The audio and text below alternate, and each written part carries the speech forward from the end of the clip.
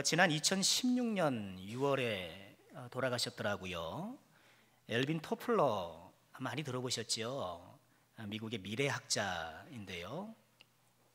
제3의 물결, 또 부의 미래, 이런 책들을 통해서 날카롭게 미래를 예측했던 사람입니다. 부의 미래라는 책에서 그는 이 세상이 빠르게 변화한다라고 이야기하면서요, 사회 각 분야의 변화의 속도를 비교한 적이 있습니다. 그에 따르면은요, 가장 빠르게 변화하는 분야가 기업과 산업단체라고 해요. 그렇겠죠. 기업이란 이익을 창출하는 것이 목적이기 때문에 시대와 사람들의 변화에 민감할 수밖에 없고요. 그러다 보니 가장 빠른 변화의 속도를 보인다는 것이에요. 그래서 이분은 이런 기업의 변화 속도를 시속 100마일이다 이렇게 표현했더라고요. 반면에 가장 늦게 변하는 분야는요, 법과 관련된 분야라고 해요. 이 법원이나 이 법과 관련된 조직들, 특히 법 자체가 가장 늦게 변한다고 하는데요. 이런 기업의 변화가 시속 100마일이라고 한다면 이 법의 변화는 시속 1마일, 거의 변하지 않는 수준이죠. 1마일이라고 해요. 그런데 그가 이 법과 더불어서 잘 변하지 않는 분야를 지적했는데 바로 정치입니다. 정치의 변화의 속도를 시속 3마일에 비유했어요. 여러분, 국가에서 가장 중요한 요소가 법과 정치인데 이 두 가지가 세상의 변화의 속도를 가장 못 따라가고 있다고 그는 진단하고 있는 것입니다. 저는 그의 주장에 깊이 공감합니다만, 근데 우리나라의 경우에는 정치가 가장 늦게 변하지 않는가, 저는 그런 생각이 들어요. 우리나라에는 정치보다는 법이 더 빨라요. 제 판단에는 그렇습니다. 생각보다 이 법 개정이 빠른 편인 것 같아요. 또 때로는 성급하게 앞질러서 변하는 경우가 있는데, 여러분, 간통죄 폐지가 그렇잖아요.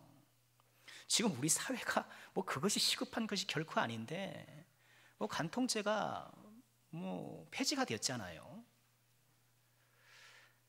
여러분, 이처럼 법은 간혹 성급하게 빠르기도 한데 우리네 정치는 좀처럼 변하지 않는 것 같아요. 군부독재 시대도 지났고 권위주의 시대도 지났다고, 우리 표면적으로 다 지났다고 생각하지만, 또 국민이 직접 대통령을 뽑게 된 지 30년이 훌쩍 지났습니다만 이 정치는 여전히 제자리 걸음하고 있는 것 같고요. 아니 늪에 빠진 것처럼 점점 가라앉는 듯한 그런 느낌을 가져요. 여러분, 정치라는 것이 그렇잖아요. 정치라는 것은 사회적인 갈등을 타협하고 조정하고 대안을 제시해야 되는데 우리 정치는 어찌된 일인지 앞장서서 갈등을 조장하고 또 그런 갈등을 이용하는 것 같아요. 어떤 사안이 생기면 정치인들이 앞장서서 이 진영 간, 지역 간, 이 세대 간의 갈등을 막 불러일으키고요, 진보는 진보대로, 보수는 보수대로 이 상대방의 프레임 씌워가면서 이 편가르게 하는 이런 행태를 지금 계속 보이잖아요. 이처럼 정치가 좀처럼 변하지 않는 가장 큰 원인을 저는 관용이 없기 때문이다, 그렇게 생각합니다. 관용이 없기 때문에. 이 관용이 없으면 어떤 상황이 벌어지는가, 우리 정치판을 보면 돼요. 안타깝게도 관용이 없어요. 여러분, 관용이라는 것이 무엇인가요? 표준국어 대사전을 보면 남의 잘못 따위를 너그럽게 받아들이거나 용서함, 또 그런 용서, 이렇게 정의해요. 관용은 다른 사람의 잘못을 용서하는 거라, 그렇게 국어사전은 정의를 하고 있는데요. 하지만 보다 폭넓게 정의를 내리면 나와 신념과 생각이 다른 사람을 용납하고 받아주는 것, 이것이 관용이에요. 그러니까 나와 다른 것을 틀린 것으로 간주하는 것이 아니고 다를 수도 있다는 것을 인정하고 함께 공존하려는 태도, 이것이 관용이라는 거예요. 이 관용의 정신은 16세기 종교개혁이 한창이던 그 프랑스에서 부각되기 시작했다고 합니다. 이 프랑스어로 이 관용을 똘레랑스 그렇게 부르잖아요. 아마 영어도 저렇게 표현하죠. 당시 프랑스의 왕이었던 앙리 4세가 1598년에 낭트 칙령을 선포합니다. 이건 이제 개신교를 허락하는 그런 조치예요. 그런데 이 개신교 신교를 허락하니까 구교 사람들이 불만이 증대하잖아요. 그러니 이 앙리 4세를 암살해요. 그리고 이어서 루이 13세, 14세를 이어가면서 수십만 명의 신교도들이 박해를 받고 목숨을 잃게 돼요. 이후에 신교와 구교 사이에 무자비한 살육전이 벌어지게 되고요. 이러니 더 이상 이러면 안 되겠다. 우리 똘레랑스 하자. 우리 서로 좀 관용하자. 우리가 좀 다른 것을 용납하고 존중하자. 이렇게 관용의 정신이 부각되기 시작했다는 거예요. 여러분, 우리 정치판을 보면 이 관용의 정신이 없잖아요. 나랑 다른 것은 다 틀린 것으로 간주하고 나랑 생각이 다르면 다 적으로 간주해서요. 이런 관용의 정신이 부재하기 때문에 늘 싸움하면서 그 비싼 월급 받아가면서 에너지 낭비하고 세금 낭비하고 있는 거예요. 그런데요, 이런 정치판의 관용의 부재가 정치 발전을 가로막는 것처럼요, 우리 성도 내면의 관용의 부재가 우리 믿음의 변화와 성숙을 가로막는다는 거예요. 여러분, 우리는 이것을 꼭 기억해야 됩니다. 말씀 서두에 엘빈 토플러의 각 사회 분야의 변화 속도를 말씀드렸는데, 여러분, 나의 변화와 성숙의 속도는 어느 정도 되나요? 어느 정도 되는가? 내가 수십 년을 예수를 믿어도 잘 변화하지 않고 성숙하지 않는 이유 가운데 하나는요, 관용의 정신이 없기 때문일 가능성이 매우 높아요. 관용의 사람이 아니기 때문에 용서하고 용납하고 이해하고 받아주는 이런 포용력이 부족하기 때문에, 여러분, 믿음의 외양은 어떻게 풍성해질 줄 모르겠으나 실질적 변화가 일어나지 않는 거예요. 여러분, 오늘 5절 말씀 한번 보실까요? 우리 주님께서 무엇을 우리에게 당부하시는가? 너의 관용을 모든 사람에게 알게 하라. 너의 관용을 모든 사람이 알게 하라. 관용의 사람이 되라. 우리 주님께서 우리에게 그것을 요청하시잖아요. 하나님은 하나님의 자녀된 우리가 이 관용의 사람이 되기를 원하시는 거예요. 너그러운 사람, 용납하고 용서하고 이해하고 받아주는 그런 사람. 왜 그런 걸 원하실까요? 하나님이 그러신 분이니까. 여러분, 저와 여러분은 어떻게 하나님의 사람이 되었나요? 여러분, 우리가 어떻게 구원받은 자녀가 되었나요? 우린 다 형편없는 사람들이에요. 여기서 설교하는 이 목사부터 시작해서요, 여러분, 우리 마음속에 있는 생각들, 우리 약한 습관들, 우리의 내면들, 숨겨진 우리의 모습들을 들여다보면 우리가 어떻게 하나님의 자녀가 될 수 있어요? 불가능한 일입니다. 우리 하나님께서 관용의 하나님이시기 때문에, 용납의 하나님, 용서의 하나님, 받아주시는 하나님이시기 때문에 이 형편없는 우리도 이 하나님의 자녀가 될 수 있었던 것이죠. 여러분, 바라고 원하는 것은요, 우리 관용의 하나님의 자녀답게, 저 여러분 관용의 하나님의 자녀답게 오늘 말씀처럼 우리가 관용의 사람이 될 수 있기를, 용서하고 용납하고 받아주고 이해하는 이런 관용의 사람이 꼭 될 수 있기를 주님의 이름으로 축원합니다. 관용의 사람과 관련하여서 오늘 세 가지를 말씀드리고 싶어요. 첫째는 관용의 이유이고, 둘째는 관용의 근거이고, 세 번째는 우리가 관용할 수 있는 방법이에요. 첫 번째, 관용의 이유를 말씀을 드릴게요. 왜 우리는 관용해야 하는가? 우리가 관용해야 우리가 정말 기뻐하는 삶을 살 수 있기 때문에 그래요. 여러분, 오늘 본문 말씀, 우리 4절 말씀 한번 보실까요? 우리 4절 말씀 함께 읽어보겠습니다. 주 안에서 항상 기뻐하라. 내가 다시 말하노니 기뻐하라. 주 안에서 항상 기뻐하라. 내가 다시 말하노니 기뻐하라. 주께서 이렇게 기뻐하라라고 말씀하신 후에 5절 말씀이 뭐예요? 너희 관용을 모든 사람이 알게 하라. 이 말씀을 하셨어요. 여러분, 우리는 왜 기뻐하라는 말씀을 주시면서 관용에 대해 말씀하시는가를 묵상해 봐야 돼요. 왜 그럴까요? 여러분, 이 순서를 우리는 주목해야 돼요. 우리가 어떻게 기뻐할 수 있다는 거예요? 우리가 관용의 사람이 될 때에, 우리가 너그러이 관용을 베풀 수 있는 사람이 될 때에 우리가 참 기쁨의 사람이 될 수 있다는 거예요. 여러분, 당연하지 않을까요?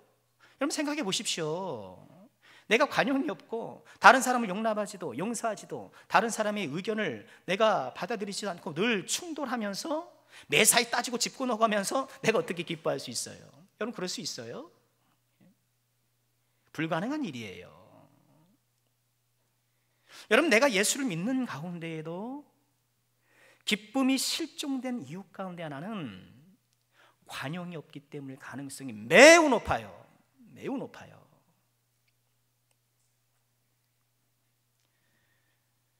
지금 바울 사도가 사울 4절에서 기뻐하라고 권면하고 있는데요, 바울 사도는 당신들 기뻐하십시오, 여러분 즐거워하십시오, 이렇게만 말하는 것이 아니고요, 본인 스스로 기쁘다 즐겁다라고 고백하는 사람이에요.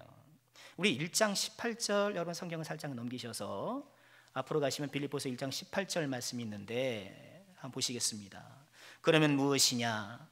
거칠애로 하나 참으로 하나 무슨 방도를 하든지 전파되는 것은 그리스도니 이로써 나는 기뻐하고 또한 기뻐하리라. 나는 기뻐하고 나는 기뻐하리라.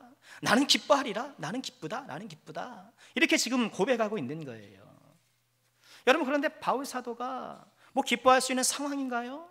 우리가 잘 아는 것처럼 빌립보서는 옥중서신이잖아요. 이 빌립보서를 기록할 즈음에 바울 사도는요, 로마의 가택 연금 상태예요. 아직 모르고 깊고 음침한 감옥은 아닙니다만 가택 연금 상태예요. 갇혀 있는 상황이에요.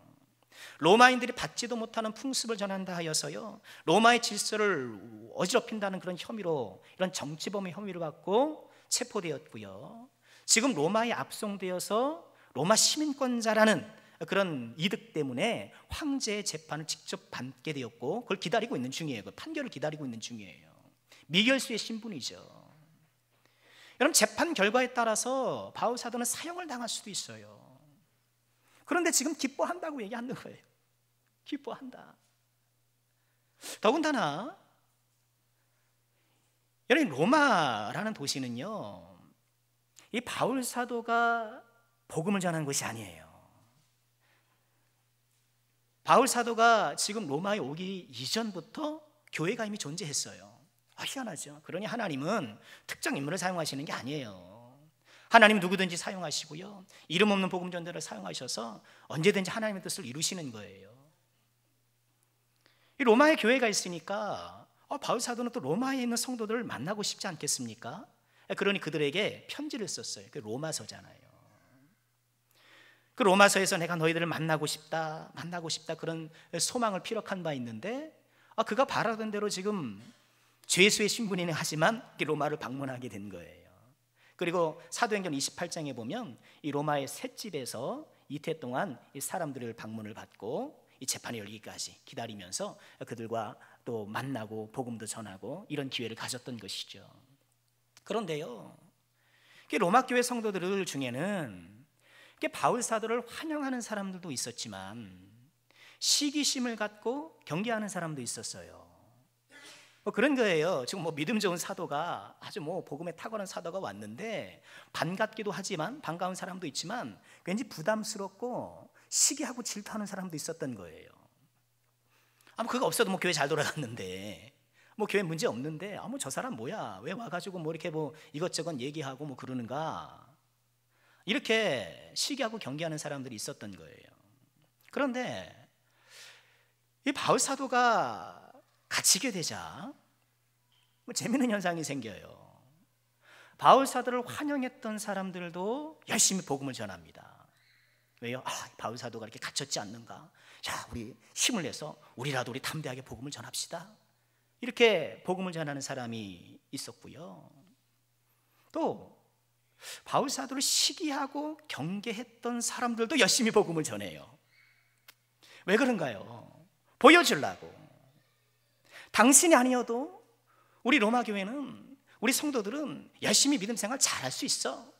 이걸 보여주려고 오히려 더 열심히 주의 일에 충성하고 복음을 전하더라는 거예요. 그런 상황이 1장 15절과 17절에 반영이 되어 있어요. 한번 보실까요? 어떤 이들은 투기와 분쟁으로, 어떤 이들은 착한 뜻으로 그리스도를 전파하나니 이들은 내가 복음을 변증하기 위하여 세움심을 받은 줄 알고 사랑으로 하나. 이런 사람들은 사랑으로 하는데 17절에 뭐예요? 그들은, 저런 사람들은 나의 매임의 괴로움을 더하게 할 줄로 생각하여 순수하지 못하게 다툼으로 그리스도를 전파하다. 이렇게 얘기를 해요. 다 그 상황이에요. 바울의 매임에 괴로움을 더하게 하려고. 얼마나 마음이 못됐어요. 우리가 이렇게 바울이 갇혔을 때 잘하면은 더 마음이 괴로울 거야. 뭐 보통 바울 사도를 오해하고 있는 것이 아니죠. 이만저만 오해하고 있는 것이 아니에요. 마치 뭐 그들의 자리를 위협하는 사람인 것처럼, 여러분 우리도 성숙하지 못할 때에 그럴 수가 있어요. 믿음 잘하는 사람이 딱 오게 되면 환영하고 축복해 주지 못하고 괜히 시기심이 발동해 가지고 우리 서로 그러죠. 시기심이 발동해 가지고 괜히 경계하고, 뭐 그럴 경우가 성숙하지 못한 가운데 일어날 수 있는데요. 바로 그런 모습이었다는 거예요.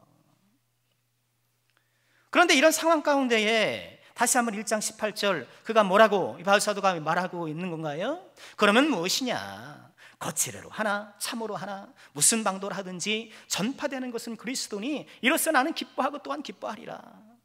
지금 바울 사도에 대해서 단단히 오해하고 마치 우리의 자리를 위협하고 또 우리를 밀어낸 그런 사람처럼 오해하고 적대적으로 생각하고 있는 사람들을 향하여서 뭐라 그러는 거예요? 괜찮다. 나는 기뻐하고 나는 기뻐하리라. 관용의 마음을 보이고 있는 것이잖아요.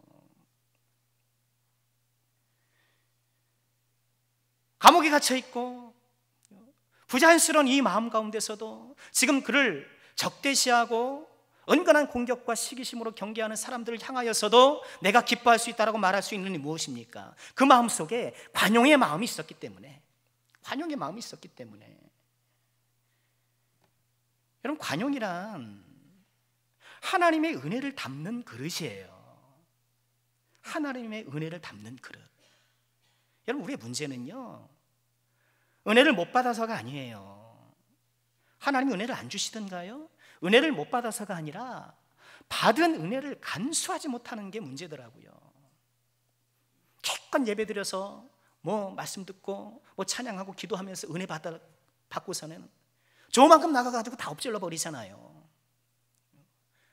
사람하고 뭐 얘기하다가 뭐 이런저런 일로 받은 은혜를 간수하지 못하고, 그릇이 준비 안 돼 있으니까, 그릇이 허술하니까, 구멍이 숭숭 나와 있으니까 받은 은혜를 간수하지 못하고, 그러니 우리가 늘 빈곤한 거예요.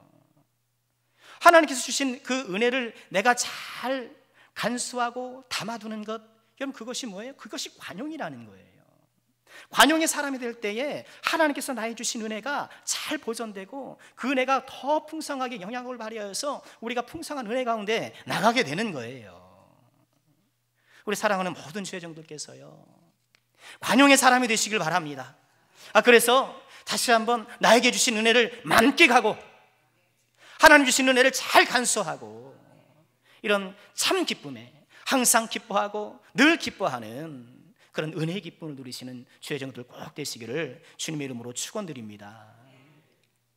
두 번째는 관용의 근거예요. 우리는 뭐 때문에 관용할 수 있는가? 우리가 관용할 수 있는 근거는 무엇인가? 여러분, 뭐 지금 목사가 얘기한 걸 모르는 사람이 어디 있어요? 관용해야 된다는 걸 모르는 사람이 어디 있겠어요? 그런데 잘 안 되더라는 거예요. 관용이 잘 안 되는 이유를 저는 적어도 두 가지가 있다고 봐요. 첫 번째는요, 관용을 베풀 때 느끼는 손해감이에요.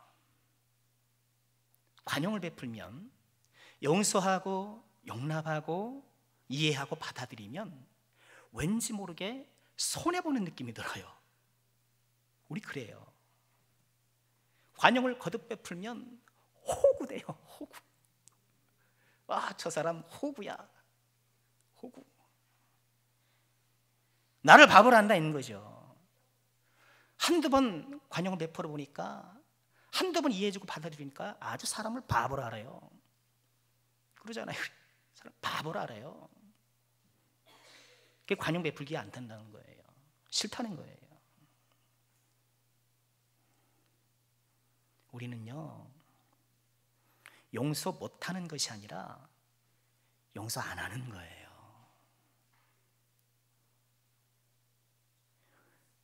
용서가 안 된다고 우리 호소하는데요, 겉으로는 그래 보이지만 살짝 더 들어가 보면 용서를 안 하는 거예요. 믿거든요. 손해보거든요. 손해보는 것 같거든요.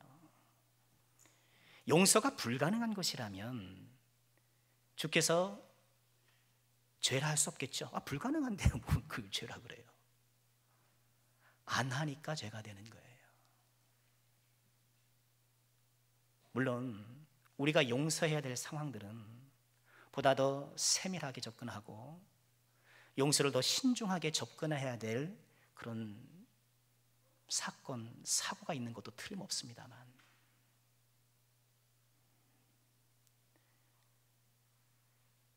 관용을 베풀 때에 내 마음에 일어나는 장애물, 손해감이에요. 관용을 베풀기 어려운 두 번째 이유가 있는데요, 내 생각에 사로잡혀 있기 때문이에요. 서두에 말씀드린 것처럼 우리 정치 현실이 그래요. 제가 볼 땐 그렇습니다. 내 생각만 옳다고 생각하는 거예요. 암만 생각해도 내 생각이 옳아. 암만 생각해도 이게 맞아. 이것이 자기 생각의 함정이에요. 여러분, 우리가 절대적으로 옳은 생각할 수 있어요? 생각해 보세요. 우리가 가지고 있는 지식과 지혜의 역량으로 절대적인 좋은, 절대적인 옳은 것을 우리가 헤아리고 선택할 수 있나요? 여러분, 그렇게 살아오셔서 행복하십니까 지금? 그렇게 내가 옳다고 생각하고 좋은 것이라고 판단하면서 선택하며 오셨을 텐데 지금의 삶에 만족하시냐는 거예요. 우린 자칫 내 생각의 함정에 갇힐 수가 있어요. 여러분, 우리의 관용을 방해하는 이 두 가지, 뭐 더 있을 수 있겠습니다만, 이 손해감과 자기 생각이라는 함정에서 나올 수 있는 방법, 관용의 근거가 5절에 있어요. 5절 말씀 함께 읽어보겠습니다. 함께 합니다. 너의 관용을 모든 사람에게 알게 하라. 주께서 가까우시니라. 우리가 관용할 수 있는 근거가 뭐라고요? 주께서 가까우시니라. 주님께서 가까이 계시니라. 가까이 계시니라. 여러분, 주께서 가까우시다라는 건요, 이중의 의미를 갖고 있어요. 하나는 시간적인 의미예요. 또 하나는 공간적인 의미예요. 시간적으로 주님이 가깝다라는 것은 주님께서 다시 오실 날이 멀지 않았다라는 거예요. 우리가 주님 만날 날이 멀지 않았다라는 거예요. 여러분, 주님께서 다시 오시면, 우리가 주님을 다시 만나게 되면 어떤 일이 일어나나요? 우리의 구원이 완성이 돼요. 우리의 질낮은 몸이 변화되어서 영화로운 몸이 되고요, 지금은 거울을 보는 것처럼 희미하나 그때는 얼굴과 얼굴을 대면하는 것처럼 우리가 명확하게 우리 지혜를 발휘할 수 있고요. 여러분, 다시 오실 주님의 품 안에서 우리는 이 세상의 모든 믿음의 수고에 대해 위로를 받고 격려를 받게 되는 거예요. 믿음 때문에 손해본 것, 내 딴에 관용을 베푸느라 손해본 시간이요, 물질이요, 마음앓이, 이 억울했던 모든 마음까지 곧 오실 주님께서, 내가 만날 주님이 다 위로해 주시고 보상해 주신다라는 거예요. 이처럼 주 안에서 주시는 이런 위로를 우리가 바라볼 때 우리가 관용의 사람이 될 수 있는 거예요. 주님의 재림을 바라보는 재림신앙, 여러분 재림 전에 우리는 하늘나라에 가면은 또 주님 만날 것이니까 또 재림신앙은 또 천국신앙이라 할 수 있겠죠.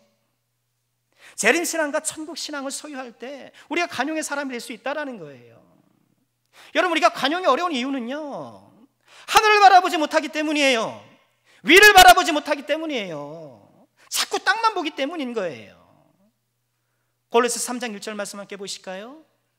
그러므로 너희가 그리스도와 함께 다시 살리심을 받았으면 위의 것을 찾으라. 거기는 그리스도께서 하나님 우편에 앉아 계시니라. 위를 바라는 거예요. 좀 위를 봐라. 여러분, 땅만 보면 우리의 마음은 한없이 좁아져요. 땅만 보면 그래요. 그러나 위를 볼 때에, 다시 오실 주님을 볼 때에, 우리가 만날 하나님을 바라볼 때에 우리의 마음이 넓어질 수 있는 거예요. 왜요? 하나님이 다 보고 계시잖아요. 하나님이 다 아시잖아요. 우리 하나님이 다 갚아주시잖아요. 이 하나님을 바라보지 못하고 그저 땅만 보라면서 사사건건 우리가 이 갈등을 야기한다면 이 얼마나 어리석은 일이겠느냐는 거예요. 주께서 가까이 계신다는 의미는요, 공간적인 의미이기도 해요. 시간적으로 주님 만날 날이 멀지 않았다, 이 세상이 영원하지 않다라는 그런 뜻이기도 하고요, 공간적으로 주님께서 지금 내 곁에 계시다는 거예요. 우리가 관용할 수 있는 근거, 주님께서 내 곁에 계시기 때문이에요. 여러분, 주님이 곁에 계신다는 게 뭐예요? 그냥 가까이서 1등석에서 내 삶을 지금 관람하시는 거예요? 맨 앞에서 구경하시는 거예요? 주께서 가까우시다는 것은요, 주님께서 친히 우리와 함께 하시고 우리의 모든 일을 이끌어 가신다는 거예요. 우리의 인생을, 우리의 가정을, 또 우리의 교회를 우리 하나님께서 가까이 계신 우리 주께서 친히 이끌어 가신다는 거예요. 우리가 이것을 기억해야 돼요. 여러분, 우리는 이 세상을 살아갈 때에 내가 가진 지식과 지혜를 10분 활용해야 돼요. 그래서 우리는 상황을 분석하고 예측하고, 그래서 가장 좋은 방안을 모색해야 돼요. 당연히 그렇게 해야 돼요. 그런데 그 좋은 방안이라는 것이 내 인생을 이끌어가는 것이 아니라는 거예요. 하나님이 이끌어가시는 것이지, 좋은 의견과 좋은 생각이 나를 이끌어가시는 것이 결코 아니라는 것을 우리가 꼭 기억해야 돼요. 새벽마다 창세기 요셉 이야기를 묵상하는데, 요셉의 형들을 보십시오. 아버지 사랑을 혼자 다 독차지 하니까 시기가 나가지고 구덩이에 던지지 않습니까? 그리고는 회의를 해요. 저 녀석 어떻게 할까? 굶겨 죽일까? 어쩔까? 그래서 유다가 손들고 얘기를 하죠. 이스마엘 장사꾼에게 팔기를 동의합니다. 그랬더니 옆에 있던 누군가가 제청합니다. 동생을 팔기로 가결해요. 부족한 의견이 아니라 악한 의견이죠. 근데 하나님 어떻게 하셨나요? 우리 하나님께서 이런 악한 의견까지 사용하셔서 요셉을 선발대로 애굽에 보내셔서 나중에 야곱 일가가 그 애굽에 정착해서 한 민족이 이룰 수 있는, 한 민족으로 성장할 수 있는 터전을 미리 마련케 하신 거 아닙니까?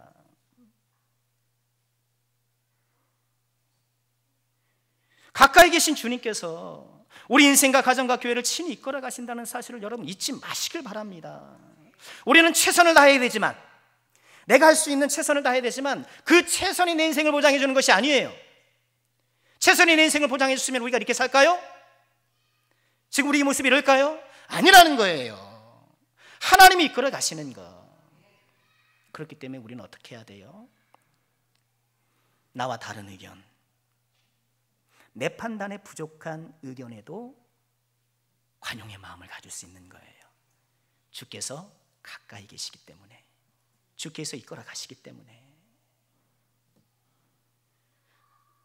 주님은 항상 가까이 계십니다. 관용의 사람이 겪는 모든 수고를 우리 하나님께서 위로해 주시고 격려해 주셔요. 또 가까이서 친히 우리의 모든 걸음걸음을 인도해 주셔요. 이 가까이 계신 하나님을 신뢰하고요, 이 가까이 계신 하나님을 의지하면서요, 우리가 해야 될 일, 내 믿음의 형제자매들에게 관용을 베푸는 것. 관용을 베푸는 것. 마지막 세 번째로 관용의 방법입니다. 우리는 어떻게 관용할 수 있는가? 그 관용의 방법이 6절과 7절에 있습니다. 우리 함께 읽어볼까요? 다 같이 읽겠습니다. 아무것도 염려하지 말고 다만 모든 일에 기도와 간구로 너희 구할 것을 감사함으로 하나님께 아뢰라. 그리하면 모든 지각에 뛰어난 하나님의 평강이 그리스도 예수 안에서 너희 마음과 생각을 지키시리라. 여러분, 이 말씀 우리가 보통 기도를 위해서 묵상하는 말씀이잖아요. 기도의 용기를 얻기 위해서 우리가 묵상하는 말씀인데 당연히 그래야죠. 그런데 1차적으로 이 말씀은요, 관용의 사람들에게 요구되는 덕목이에요. 관용의 사람들이 어떻게 관용을 실천할 수 있는가? 그것은 기도라는 거예요. 기도라는 거예요. 관용의 사람은 기도의 사람이에요. 여러분, 오해하지 마십시오. 관용은 무관심이 아닙니다. 아이고, 나 이제 저 인간이니까 신경 안 써. 이게 관용이 아니에요. 아, 머리 아파 복잡해. 나는 이 사안에 더 이상 신경 안 쓸래. 이런 방관도 관용이 아니에요. 관용이 아니에요. 관용은 사람과 사안에 대해 신경을 끊고 나는 무관하다 하면서 손 씻는 게 아니에요. 나는 무관하다 하면서 손 씻은 사람이 누구였어요? 빌라도였잖아요. 빌라도 나는이세요. 그거는 관용은 기도로 실행되는 거예요. 관용의 사람은 기도가 있어요. 오늘 말씀 뭐라고 말씀하십니까? 아무것도 염려하지 말고. 관용을 베풀려니, 관용하려고 하니 염려가 생겨요.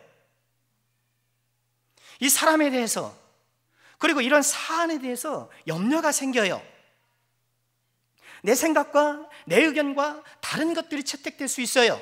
염려가 생겨요. 이러면 안 되는데. 내 지혜와 지식의 범주 안에서는 염려가 생기는 거예요. 그런데요, 그런 염려에 갇히지 않나요? 그런 염려에 머무르지 않는 거예요. 기도의 자리로 나아가는 거예요. 이게 관용의 사람이에요. 아무것도 염려하지 않고, 염려가 생기지만 염려에 붙들리지 않고 하나님 앞에 기도하러 나가요. 모든 기도와 간구로, 기도와 간구, 똑같은 말을 왜 반복했을까요? 강조용법이에요. 열심히 기도한다는 거예요. 진심을 다해서 기도한다는 거예요. 기도하되 어떻게 기도해요? 감사함으로 하나님께 아뢰라. 감사함으로. 감사가 있는 거예요. 나는 분명히 저 사람을 생각해보면, 이 일을 생각해보면 염려 있는 것이 분명하지만 나는 감사하기로 선택하는 거예요. 그래서 감사는 선택입니다. 여러분, 속지 마세요. 마음에 우러나서 감사한다고요? 평생 감사 못합니다. 우리 마음이 그렇게 순수한가요? 감사는 선택이에요. 내가 감사하기로 결정하는 거예요. 그래서 하나님께 기도하는 거예요. 왜? 주께서 가까이 계시니까. 주께서 하늘에서 다 보고 계시고, 주께서 내 옆에서 우리 교회를, 우리 가정을, 내 인생을 친히 이끌어 주시니 감사함으로 기도하는 거예요. 여러분, 이 얼마나 성숙한 성도의 모습입니까? 이렇게 기도할 때 주님께서 어떤 은혜를 주십니까? 모든 지각에 뛰어난 하나님의 평강이 그리스도 예수 안에서 너희 마음과 생각을 지키시리라. 모든 지각보다 탁월한 하나님의 평강, 모든 지각, 내가 생각하고 내 지식과 내 지혜를 동원해서 생각했던 이런저런 모든 계산들을 뛰어넘는 하나님의 평강이 내 마음과 내 생각을 보호해 주시는 거예요. 여러분, 이 보호된 마음과 생각으로는 또 뭐예요? 또 관용하는 거예요. 그래서 기도하는 사람이 관용하게 되고, 기도하는 사람들이 더 큰 관용의 사람이 되어가는 거예요. 관용의 사람은 기도의 사람이에요. 그래서 우리 기도의 초점도 좀 관용에 있어야 돼요. 하나님, 제가 하나님 닮은 좀 관용의 사람이 되게 해주세요. 하나님 닮은 관용의 사람이 좀 되게 해주세요. 우리 주님께서 나를 이렇게 받아주시고 이 형편없는 나를 용납해 주셨는데 나도 내 형제 자매를 넉넉히 용납하는 그런 관용의 사람이 되게 해주세요. 우리가 놓칠 수 없는 기도의 제목인 것입니다. 우리 남성교회 모든 성도들께서는요, 모든 일에 기도와 간구로 감사함으로 하나님께 아뢰셔서 하나님의 뛰어난 평강으로 마음과 생각을 보호받고 이를 통해 더 큰 관용의 사람이 꼭 되시기를 주의 이름으로 축원합니다. 말씀 마치겠습니다. 이 관용이라는 이 한자어를 보니까요, 여러분 용자가, 이 관자는 넓다, 너그럽다 그런 뜻이라고 해요. 근데 용자는 얼굴 용자잖아요. 그런데 본래 이 얼굴 용자는 담다, 그릇에 안에 넣다 이런 뜻이 있다고 해요. 그래서 우리가 이 그릇을, 담는 그릇을 한자로 뭐라 그래요? 용기라 그러잖아요. 얼굴 용자예요. 근데 이 담는다는 것이 왜 얼굴이라고는 뜻이 되었을까?